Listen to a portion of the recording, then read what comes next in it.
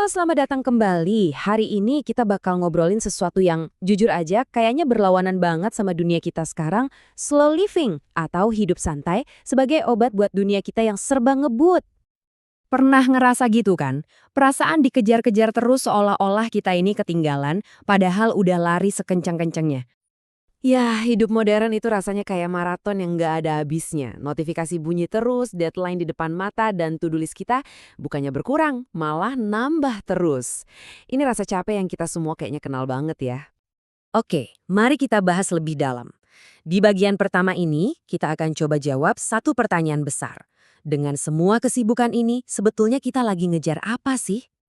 Kita tuh seolah-olah didoktrin ya, untuk percaya kalau sibuk itu artinya produktif. Ada tekanan besar dari lingkungan buat kita selalu on. Kita takut kelihatan santai, takut dibilang ketinggalan.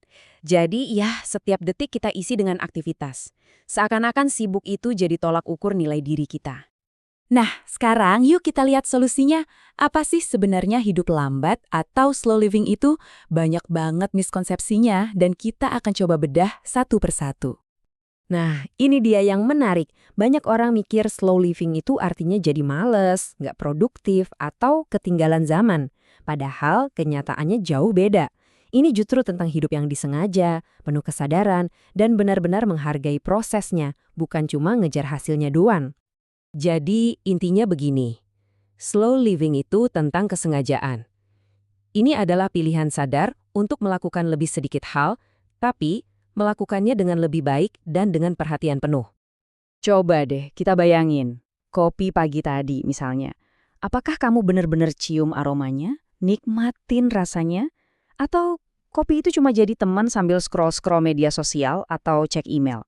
Nah, itulah bedanya antara benar-benar hadir dengan sekedar ada, tapi pikiran kemana-mana. Dan kutipan ini, wah kena banget. Fokusnya itu bergeser, bukan lagi soal berapa banyak tugas yang selesai hari ini, tapi jadi seberapa dalam saya merasakan hidup saya. Jadi yang penting itu kualitas pengalamannya, bukan kuantitas kerjanya. Semua keinginan untuk serba cepat dan instan ini ada harganya loh. Di bagian ini kita akan lihat gimana budaya serba buru-buru ini ternyata berdampak ke diri kita. Iya.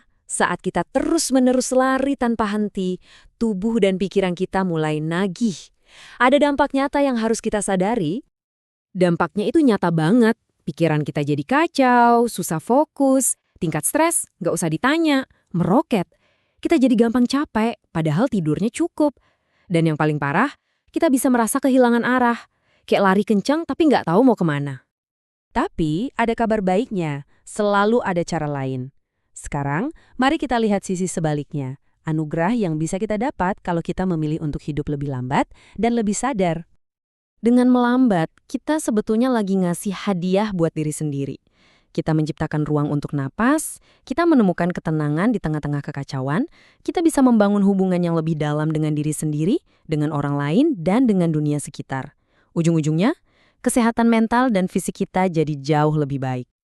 Nah, mari kita lihat lebih dalam. Sebenarnya ini bukan ide baru loh.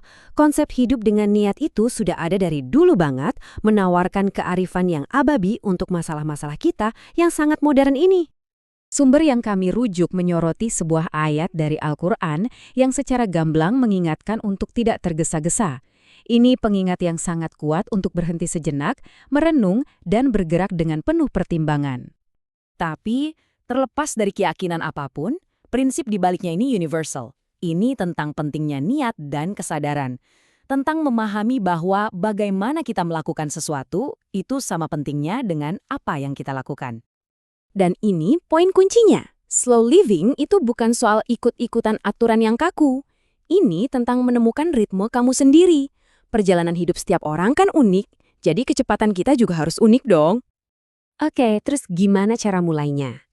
Nah, bagian terakhir ini adalah tentang bagaimana membuat konsep ini jadi nyata dan bisa kita lakukan. Percaya deh, ini lebih gampang dari yang kamu kira. Langkah pertamanya adalah dengan benar-benar meresapi ide ini. Hidup itu bukan kompetisi. Coba deh lepaskan pikiran bahwa kamu harus bersaing dengan orang lain. Hidup ini perjalanan pribadi, bukan ajang balapan.